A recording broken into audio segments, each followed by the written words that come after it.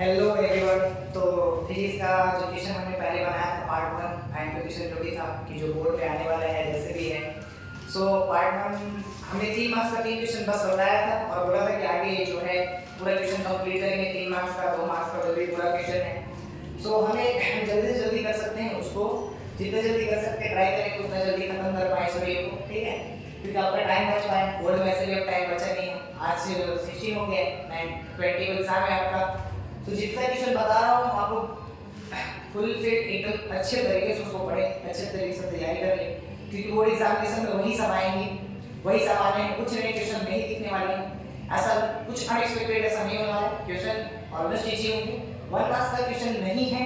1 marks का question आपको model paper, आदर्श, दो चार सेट दोनों में भाई 60 क्वेश्चन हो जाएंगे। 60 क्वेश्चन पढ़ के जाओ, नहीं एक सेट में 60 हो जाएगा, दूसरे से देखोगे तो 120 क्वेश्चन है। उतना का तैयारी करके जाओ, उससे बाहर 1 मार्क्स का कुछ भी नहीं आना है। सो आप लोग अच्छे से तैयारी करेंगे और वीडियो अगर देख रहे हो आप तो कॉपी पेन लेके बैठे और जो भी बताया जा रहा है वो सबको नोट डाउन करते चले। अब वीडियो को स्किप ना करें भाई, क्योंकि जो भी बताऊंगा एक्सप्लेन करूंगा, बताऊंगा कहां पर क्या हो सकता है क्या नहीं, सो उसको देखना बहुत जरूरी है। अगर आप स्किप करोगे तो हो सकता है चीजें छूट जाए। तो बातों को ध्यान देके आधा घंटा की बातें 30 मिनट 40 मिनट लगेगा, वीडियो कंप्लीट हो जाएगी। सो पहले देखो जो भी क्वेश्चन आगे बढ़ाते हैं, पहले हमने लिख के रखा है सेमीकंडक्टर्स चैप्टर से। तो पहला question what is rectifier, explain the full wave PN junction. ये आ रही है पीएन जंक्शन, ठीक है?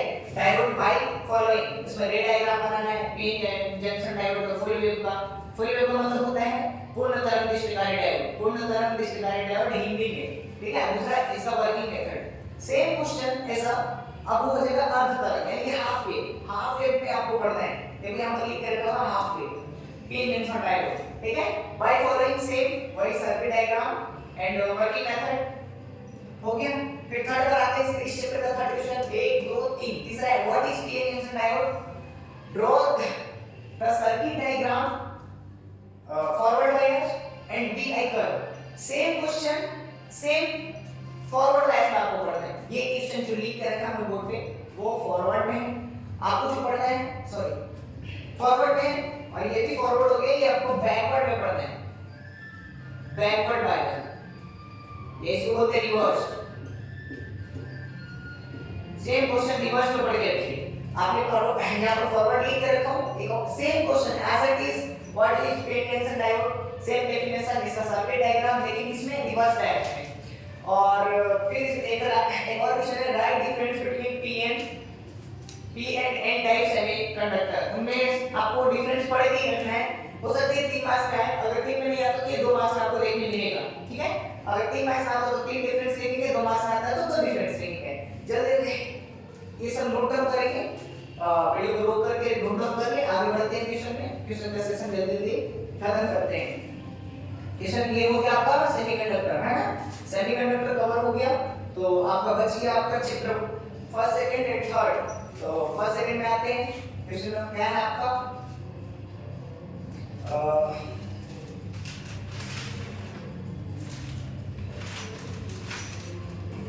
क्वेश्चन हाँ आपको क्वेश्चन तो ये होगा कि सर इतना सारे क्वेश्चन लिख दिए तो न्यूमेरिकल कहां है। सो अब चैप्टर में आने वाले न्यूमेरिकल अपन ट्राई पूरा बताएंगे कहां से क्या न्यूमेरिकल हो सकता है जिस चैप्टर से आएगा। तो क्वेश्चन नंबर आज का हो जाएगा ये 5 में हो जाएगा find the C equivalent between A and B, ठीक है? सर्किट डायग्राम ये है आपका सर्किट डायग्राम देखते जाएंगे। ये हो गया आपका A, ये हो गया आपका B, ये आपका 9 माइक्रोफैरड, चारों 9 माइक्रोफैरड। इसका C इक्विवेलेंट निकाल लो, ठीक है? ये हो गया क्वेश्चन नंबर फर्स्ट, आपको C इक्विवेलेंट निकालना है। नेक्स्ट क्वेश्चन है which combination in combined of 3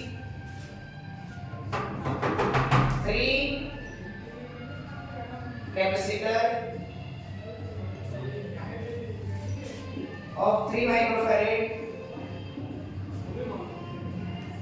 for resultant for resultant capacitance is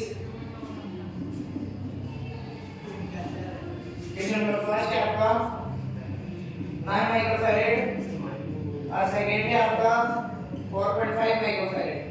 ठीक है, क्वेश्चन नंबर 7 पर आ जाते हैं जो आपका न्यूमेरिकल है। न्यूमेरिकल एक और हो जाएगा capacitance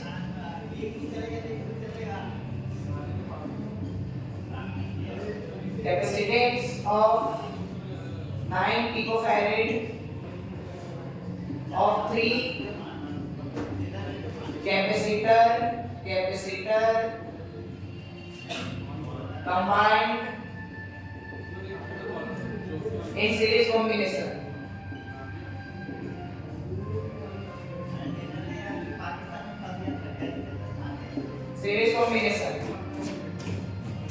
Then find potential if combination combined with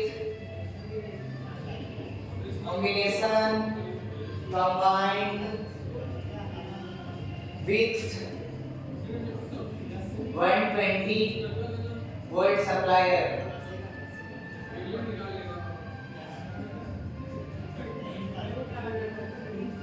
Then find potential at each capacitor. Then find potential at each capacitor. ठीक है, ये लोग आपका न्यूमेरिकल चैप्टर 7 से जितने भी न्यूमेरिकल सारे न्यूमेरिकल यही आएंगे, इससे ज्यादा कुछ नहीं भाई। तो इसको नोट डाउन करेंगे जल्दी से और सेकंड पर आते हैं।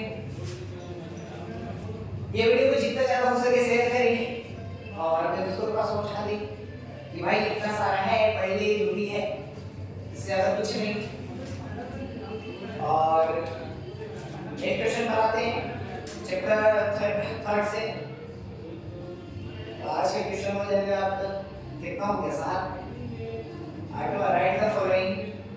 अच्छा, इसमें और है, या तो ये न्यूमेरिकल पर किया जाता है, अगर न्यूमेरिकल नहीं आता है तो फिर दूसरे रूप से थ्योरेटिकल का इक्वेशन और मैंने सेट बना के दिया है कि अगर न्यूमेरिकल नहीं आता तो ये थ्योरेटिकल पर अपन चलेंगे। Right the following inverse square law.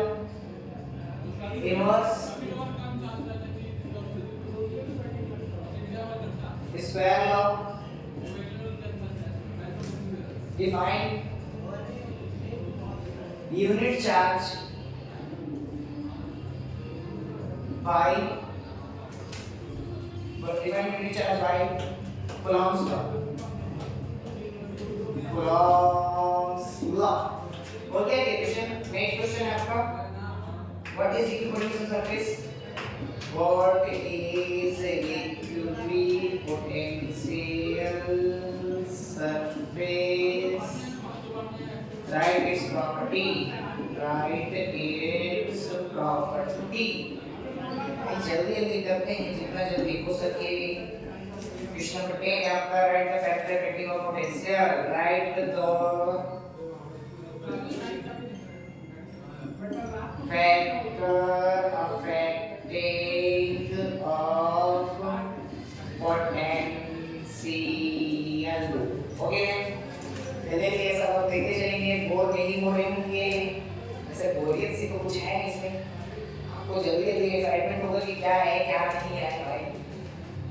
Chapter 3 में जाते हैं। Right the definition of EMF of cell. Derive expression for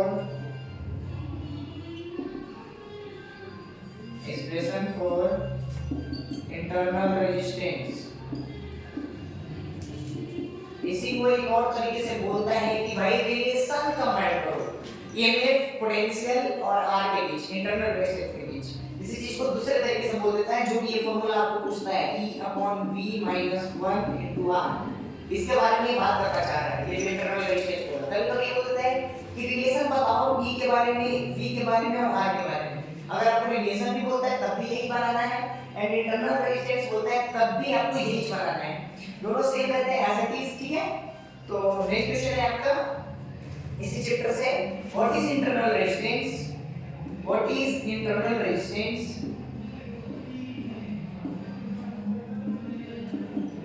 what is internal resistance, right factor affecting, right factor affecting, factor affecting of internal resistance, of internal resistance. ठीक है, कितना सारा हो गया आपका एंड दो क्वेश्चन और है 3 मार्क्स का, उसको लिखेंगे फटाफट, फिर तुरंत किया जाएंगे 2 मार्क्स के क्वेश्चन। तो इसको रोक करके वीडियो को डाउन पे नोट डाउन करेंगे फटाफट ये सब।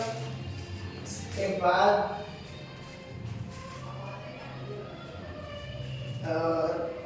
आप लोग तो आई हूँ तैयारी ऐसे चल रहा होगा, है ना? आप लोग से यही आस है कि आप लोग को जितना बताया जाएगा वो सब पूरा आएगा, उसके अलावा भी आप पढ़ते जाओगे और आपकी तैयारी बहुत अच्छी चल रही है, ऐसा हम आशा करते हैं। और आपका 3-4 दिन जितना भी बचा है पढ़ना तो है, साथ में एक चीज़ का खास ख्याल रखेंगे अपना कि आपका सेहत अच्छा रहना चाहिए, अपने आप पर अपनी सेहत को अच्छे से ध्यान दें, बिगड़े ना, क्योंकि एग्जाम में अगर वो खराब हो जाता है तबीयत तो आपका टेम्परामेंट बिगड़ जाएगा एग्जाम का, आप कुछ कर नहीं पाओगे फिर। इससे अच्छा 1 घंटा कम पढ़ो, लेकिन थोड़ा रेस्ट लेके पढ़ेंगे। Distribution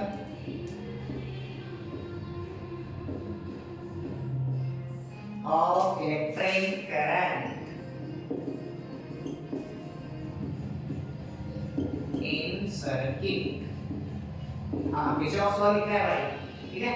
Kirchhoff law. And last question of this chapter, if numerical resistivity of wire is rho, its extent 3 times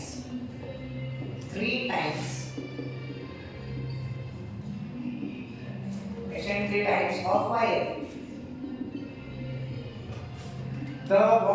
then what is its new resistivity and resistance. Okay, और अगर आपके बैकग्राउंड में थोड़ा सा वायलेंस होता है तो थोड़ा सा उस चीज का देखें, वो क्या है, इधर किसी का छट्टी हो रहा है तो बॉक्स चल रहे हैं, तो अगर थोड़ा सा नॉइज होता है तो उस चीज का वेरीफाई करेंगे, अपने आप को ध्यान देंगे क्वेश्चन पर ही, ठीक है?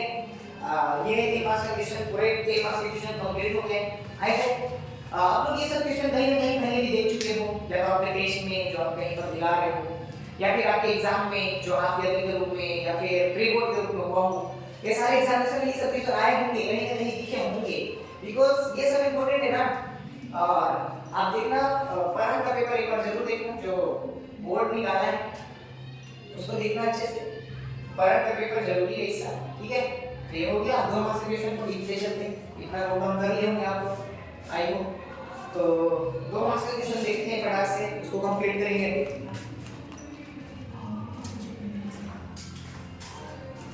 30 मिनट के अंदर ये पूरा खत्म करना है, ठीक है? तो 2 मार्क्स आई क्वेश्चन, 2 मार्क्स के जितने भी है अब वो देखते हैं। Question number first, which alloy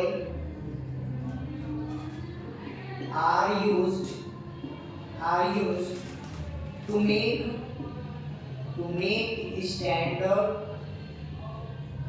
resistance and why? ये जरूरी है सर, ये किया जाता है लेकिन क्यों किया जाता है, कौन सा मटेरियल यूज करते हो बताना, आपको क्यों किया जाता है ये भी बताना है, खास क्या है। अगर वो नहीं लिखेंगे क्यों किया जाता है तो आपका नंबर पूरा नहीं मिलेगा, और आप उधर से क्या है ना, बड़े बच्चे लाते हुए आते हो, बैंक के पीछे पर बोलते हो हमने सब बनाया था सर, टीचर काट दिया, मेरा नंबर सही से नहीं आया, बोर्ड वाले सही से चेक नहीं किए, ब्ला ब्ला ब्ला, है ना? एग्जाम बहुत सारे दे देते हैं लोग, लेकिन इतने गलत नहीं होते हैं यार बोर्ड वाले। Why does the headlights dim moment शेयरली मतलब मोमेंट से थोड़ी देर के लिए, उस मोमेंट के लिए when the engine of a vehicle is started, जब गाड़ी स्टार्ट किया जाता है तो रेड लाइट डिम पड़ जाता है, क्यों, है ना, ये सवाल है। और एक लास्ट क्वेश्चन 2 मार्क्स के लिए, when a high power heater is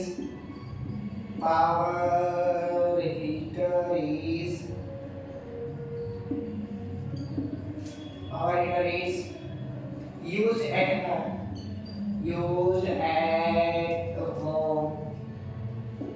the light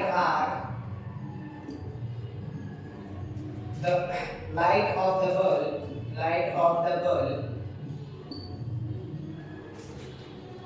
dims somewhat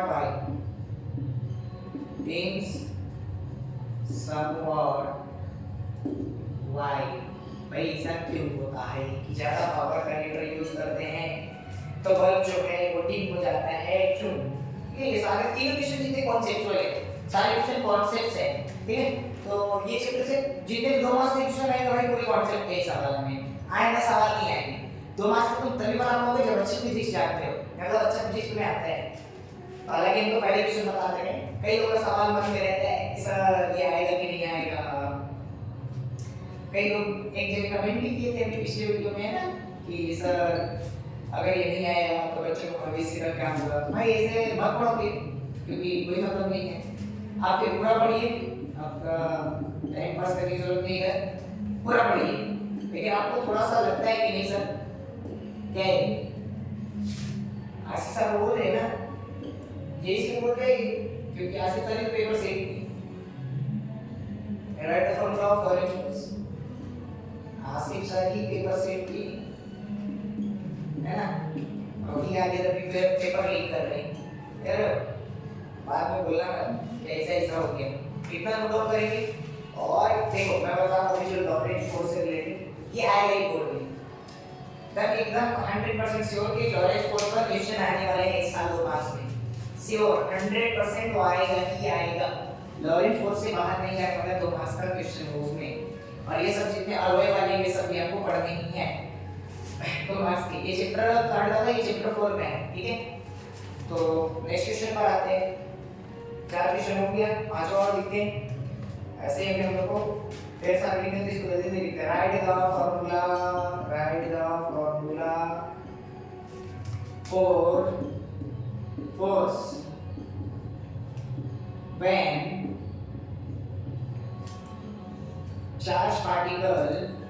charge particle move in uniform magnetic field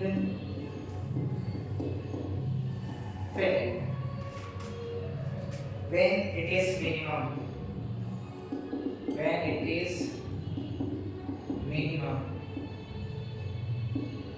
ठीक है। Question number 6, write an expression for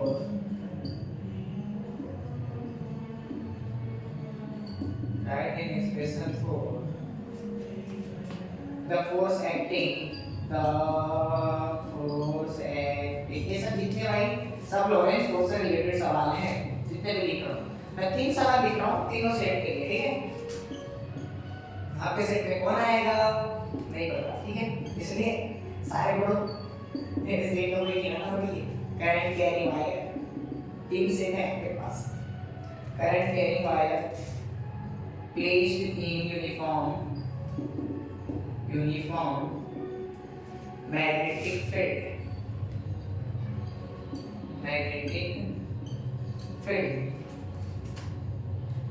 when is this force maximum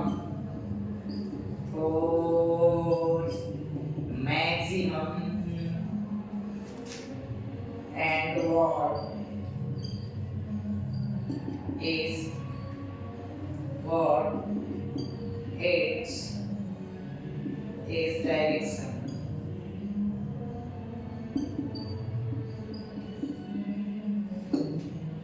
ठीक है भाई, ये Lawrence force से related completed. आगे चित्र आते हैं। नेक्स्ट चित्र है आपका इंडक्शन से रिलेटेड, ठीक है, सॉरी मैग्नेट मैटर है, मैग्नेटिक मैटर, उससे से रिलेटेड है चैप्टर 5। ये इससे नोमेरिकली आएगा और ये भी तय है, यही चाहेगा ऐसे ही आएगा। A magnetic rod has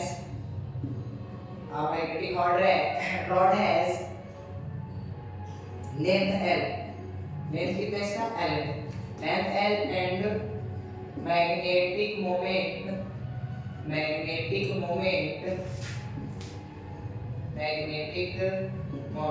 is M, ठीक है। What will be its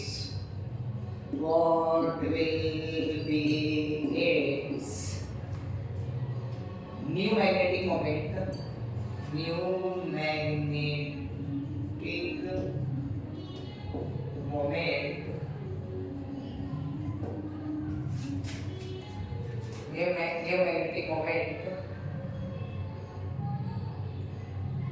it is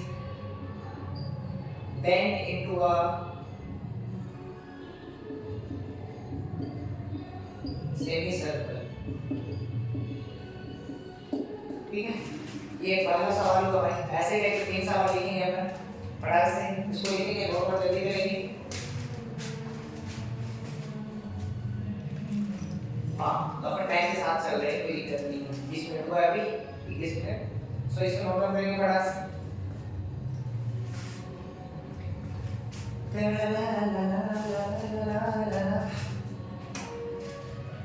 चलो माइंड, हाँ भाई, तो नेक्स्ट क्वेश्चन है question number 8।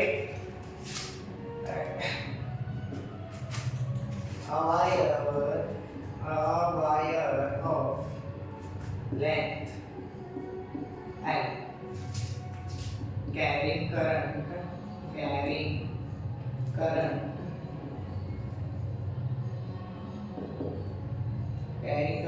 I is bent in the form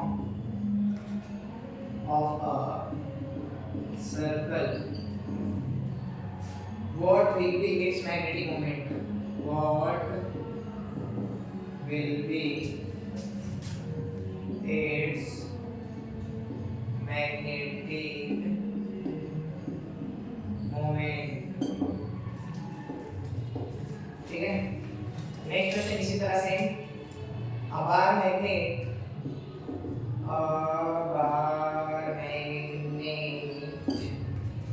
is cut into two equal parts transversely.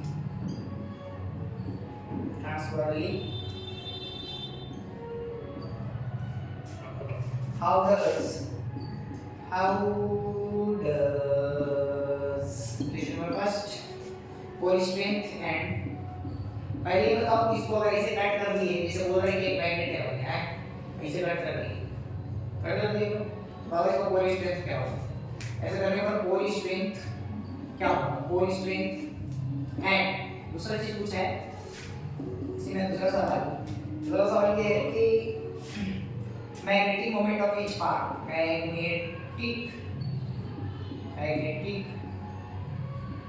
moment of each part, ठीक है, ये सवाल है। तो इसको बनाएंगे। अगर आप लोग बोलोगे कि सर न्यूमेरिकल का अलग से वीडियो बना दो, तो अलग से वीडियो बना के लाएंगे, उसके लिए अलग से सॉल्यूशन लेके आएंगे, है ना। अब नेक्स्ट पर आते हैं, नेक्स्ट चैप्टर अब हो गई है। अच्छा, इसी से एक और क्वेश्चन है, कंपेयर, इसको भी एक बार पढ़ के रखेंगे, पैरामैग्नेटिक एंड डायमैग्नेटिक। बार बार माइक देखना पड़ रहा है, ये बंद ना हो जाए, है ना, बंद हो गया तो वीडियो में आवाज ही नहीं आएगा, मैं चिल्लाते रहूंगा इधर तो कोई आवाज नहीं आएगा, फिर सारा मेहनत ऐसे भी एक बार हो चुका है, आप लोग की तरह मेहनत, और आप लोग उस मेहनत का क्या सिवाय कुछ नहीं, वीडियो तक शेयर नहीं करते भाई, सब्सक्राइब तक नहीं कर पाते चैनल को जरूर सब्सक्राइब करें और अपने छोटे भाई बड़े भाई से शेयर जरूर करें, क्योंकि आने वाले टाइम में इस पे हर टाइप का वीडियो बनाऊंगा, लाइक मतलब पूरे साल जैसे पढ़ते हैं वैसे वीडियो बनेंगे, डेली जो भी है पूरे कॉन्सेप्ट से बनेंगे, जेई से लेकर नीट तक के लिए, है ना। तो चैनल को मस्ट प्लीज सब्सक्राइब करें ताकि आपके तक चीजें पहुंच सकें। सो नेक्स्ट क्वेश्चन पर आते हैं, इतना नोट डाउन करेंगे फटाक से, 10 हो गए, थोड़ा सा और बचा है अभी, 16 क्वेश्चन और आराम से वहां तक पहुंच जाएंगे अपन। ये चैप्टर खत्म हुआ, नेक्स्ट चैप्टर में आते हैं अपन, ठीक है। नेक्स्ट चैप्टर है आपका 9, चैप्टर 9 मतलब कि बोले तो अरे ऑप्टिक्स। हाँ, क्वेश्चन नंबर फर्स्ट है, अच्छा सॉरी अल्टरनेटिव करंट बची जी। पहला है right the difference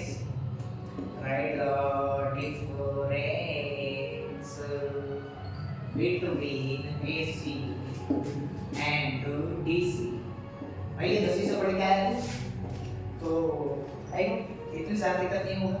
same question, right the difference between, ठीक है, डिफरेंस लिखना है reactance and impedance, reactance and impedance. इसमें भाई यहाँ चैप्टर से ना तेरा डिफरेंस क्या है, इस चैप्टर से डिफरेंस ही आना है।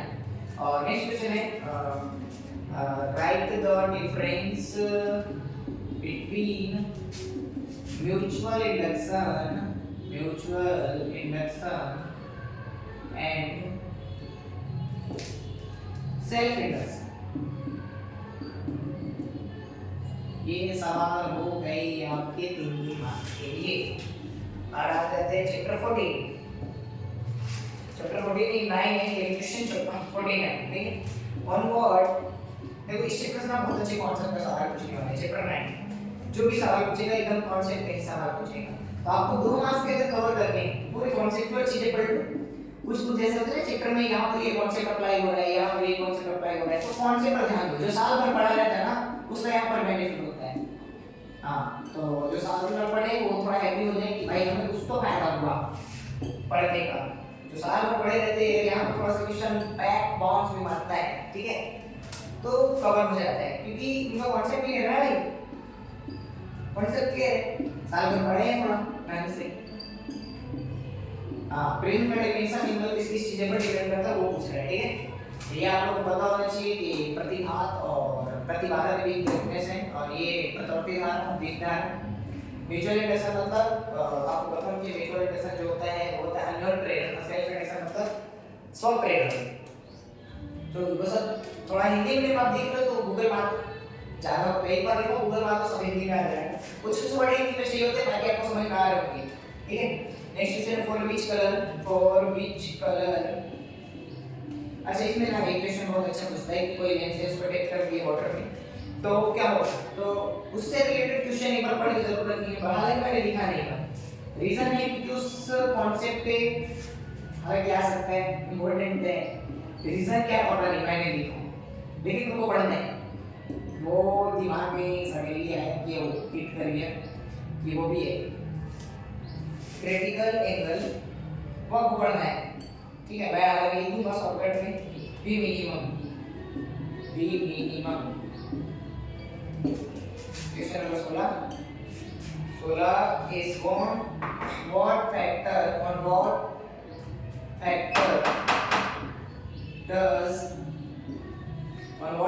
does the focal length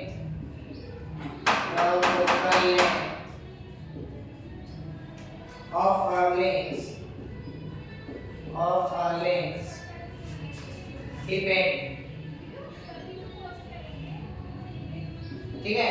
ये क्वेश्चन है आपका, तो इसको ध्यान देंगे। इस चैप्टर से अपन 2 क्वेश्चन भी लिखते हैं, 3 क्वेश्चन हमारे हो चुके हैं। और व्हाट करे हाँ ठीक, 3 क्वेश्चन लिख जाए, बट इसके अलावा जो आपको पढ़ना है जो इसके अलावा यहाँ पर कॉन्सेप्ट पे पढ़ सकते हैं। अलग इसको होगा एक और क्वेश्चन अभी लिख दे रहा हूँ, वो आ रहा है लेकिन और जो पढ़ना है उसको भी लिख के दे रहा हूँ, तो उसको करेंगे, है ना। क्या भाई, अगर वो खेल मान लो ये नहीं आता है तो तुम लोग के लिए गाना है कि फिर गाओगे क्या हुआ तेरा वादा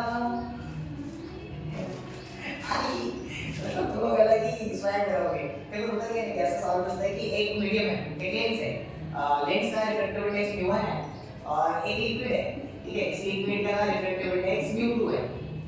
मैं सवाल समझा रहा हूँ, जो तक सब पूछता है यहाँ से पूछ सकता है, इट्स मस्ट बी इंपॉर्टेंट, तो मैं लिख नहीं पाया इसलिए समझा दे रहा हूँ। इस लेंस को इसमें डेप्थ कर दी है, करेक्ट, इस लेंस को इसमें डेप्थ कर दी है और ये बोल देगा कि ये जो mu1 हमारा है ना और mu2 दोनों इक्वल है, मतलब इस मटेरियल का लेंस का mu1 और वाटर ये जो लिक्विड है उसका mu2 दोनों का रिफ्रैक्टिव इंडेक्स इक्वल है। तो बताओ कि इस लेंस का नेचर क्या होगा। इसमें सवाल क्या पूछता है, तो नेचर, हिंदी में प्रकृति, और focal length.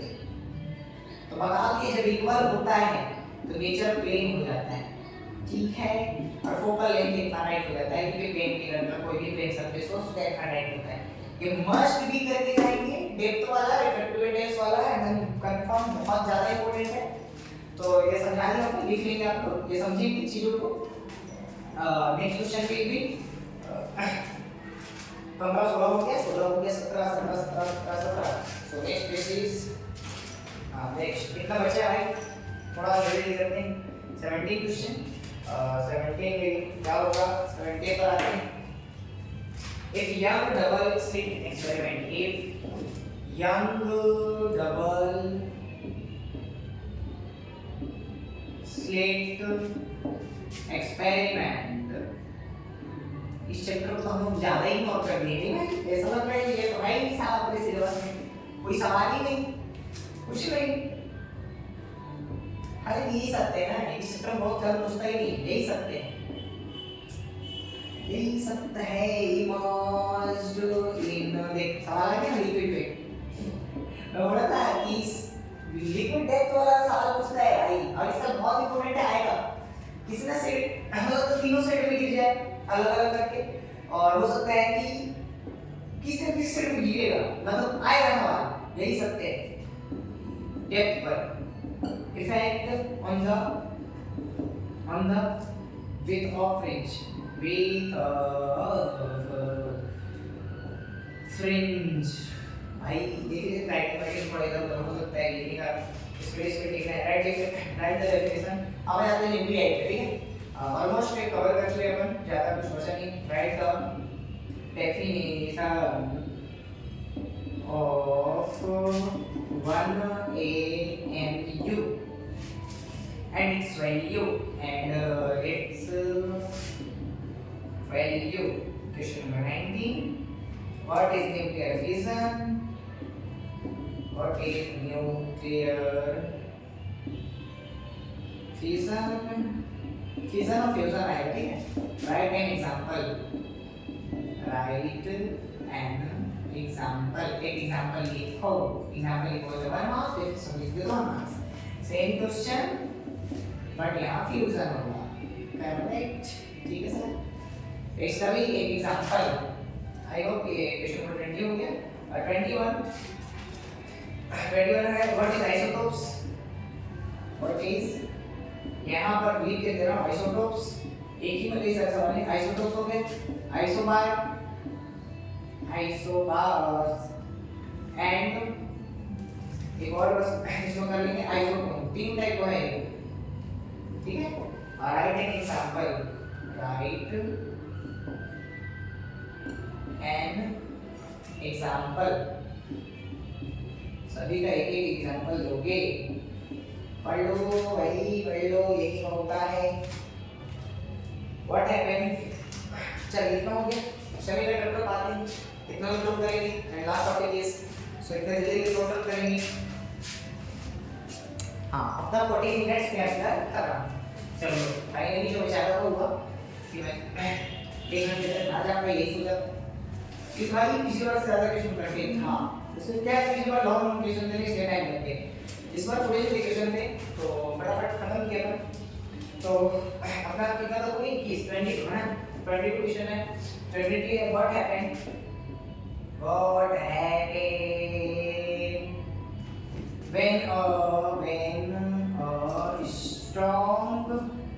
when a strong electric current pass through a semiconductor और किसी सेमीकंडक्टर से स्ट्रॉन्ग इलेक्ट्रिक करंट पास होता है तो क्या होगा, प्रबल विद्युत धारा प्रवाह करेंगे किसी भी अर्धचालक से तो उस पर क्या इफेक्ट पड़ेगा वो बताओ। तो नेक्स्ट है 23 will be what mean doping a semiconductor how does it affect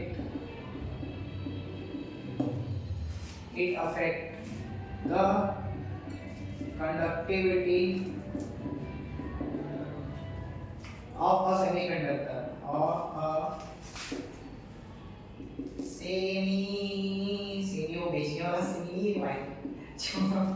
सब्जी आता है ना सेमी वो सेमी नहीं है semiconductor. How is the electrical semiconductor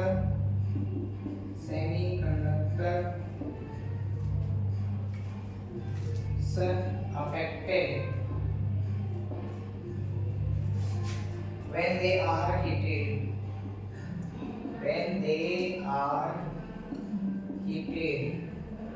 किसी भी सेमीकंडक्टर को हीट करोगे तो क्या इफेक्ट पड़ेगा भाई बताओ। What is solar cell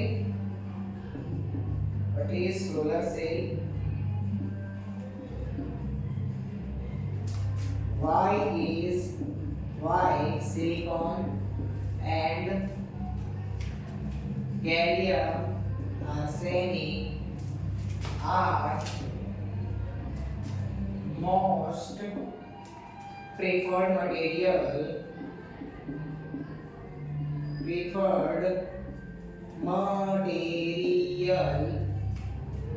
for solar cell। ठीक है, ये क्वेश्चन हो गया। इसके अलावा क्वेश्चन कर सकते हैं जैसे हमने पहले बताया N type P type semiconductor और जितने भी उसमें और डिफरेंस हैं, जितने भी डिफरेंस है इस चैप्टर में पढ़ेंगे। थोड़ा सा इंपॉर्टेंस हो जाता है डिफरेंस, हालांकि डिफरेंस हमने पहले दे दिया, दो डिफरेंस ज्यादा नहीं देता डिफरेंस का क्वेश्चन, तो डिफरेंस ज्यादा करना भी नहीं हम लोगों को। सो फाइनली गाइस हमारा क्वेश्चन फिट होता है। तो आप लोग जितना दिया गया क्वेश्चन उतना को बहुत ढंग से पढ़ेंगे, बहुत अच्छे से पढ़ेंगे जाएंगे, इन लोग आने चाहिए। अगर इतना पढ़ लेते तो इसके अलावा और क्या प्रीफर कर सकते हैं। तो प्रपोज और प्रपोज कि छोटे छोटे क्वेश्चन 5-4 एकदम जो दिए हो सटीक है, 3 मार्क्स में अगर थोड़ा बहुत इधर उधर होता है तो उसके लिए नवोद प्रपोज अपना सा भी आप इतना पढ़ने के बाद प्रीफर कर सकते हो। इसके अलावा मैं और कुछ नहीं बोलूँगा क्योंकि इतना काफी है सर, इतना आपको कुछ दिया गया, बहुत ज्यादा कंटेंट, बहुत ज्यादा मतलब सोच समझ के दिया गया, ऐसे नहीं बना दिया क्वेश्चन। सो आप लोग इस क्वेश्चन को बहुत ढंग से पढ़े और जितना ज्यादा हो सके बहुत सारे लोगों तक शेयर कर दो, पूरा भर दो एग्जाम, सिस्टम हैंग कर दो, भेज दो जितना भेज सकते हो, जहाँ भी शेयर कर सकते हो, क्योंकि अपन बहुत मेहनत करते हैं इसके पीछे। सो मेहनत का कुछ रिजल्ट आए तो अच्छा लगता है। सो इसको अच्छे से पढ़ेंगे और आपको भी अपने रिजल्ट को बेटर बनाना है पढ़कर, ठीक है। बहुत लोग जिनको अपने दोस्त को जिनको लगता हो साल में कुछ पढ़ेंगे तो उनको जरूर भेजो ताकि वो अच्छा कर सके। और चैनल को सब्सक्राइब करना ना भूलें, सब्सक्राइब जरूर करें। तो आप लोग के लिए इतना ही, और इस चैनल को क्या ही बोल सकते हैं, आप लोग जितना ज़्यादा आप लोग से ज़्यादा कुछ बोल नहीं सकते, जितना ज़्यादा पढ़ सकते हैं और अपना खास ख्याल रखें। एग्जाम टाइम जो अपना हेल्थ है, हेल्थ को थोड़ा ध्यान देंगे कि लोग का एग्जाम के टाइम ही तबीयत है। अगर कई लोगों का शादी में बर्बाद हो गई होगी, शादी में जाना है, क्योंकि भाई इस टाइम एग्जाम के टाइम सब होना रहता है। तो अपने आप को उस चीज़ को मेंटली प्रिपेयर रखेंगे और जितने ज़्यादा हो सके टाइम मेंटेन करना सीखें। एग्जाम में आता है ठीक है, उस चीज़ के हिसाब से टाइम से मेंटेन भी हो जाना चाहिए। क्योंकि अगर आपको कब लगता है कि न्यूमेरिकल की लेवल से लगाना चाहिए तो आप लोग कमेंट जरूर करें कि सर न्यूमेरिकल की, क्योंकि वो कल ही बनाऊंगा, अब अपने पास इतना टाइम है नहीं। सो आज के लिए इतना ही, थैंक यू सो मच। अगर आप यहाँ तक पहुँच पाए हो और नहीं पहुँचे तो अभी चैनल को जरूर सब्सक्राइब करें। आज के लिए इतना ही, धन्यवाद।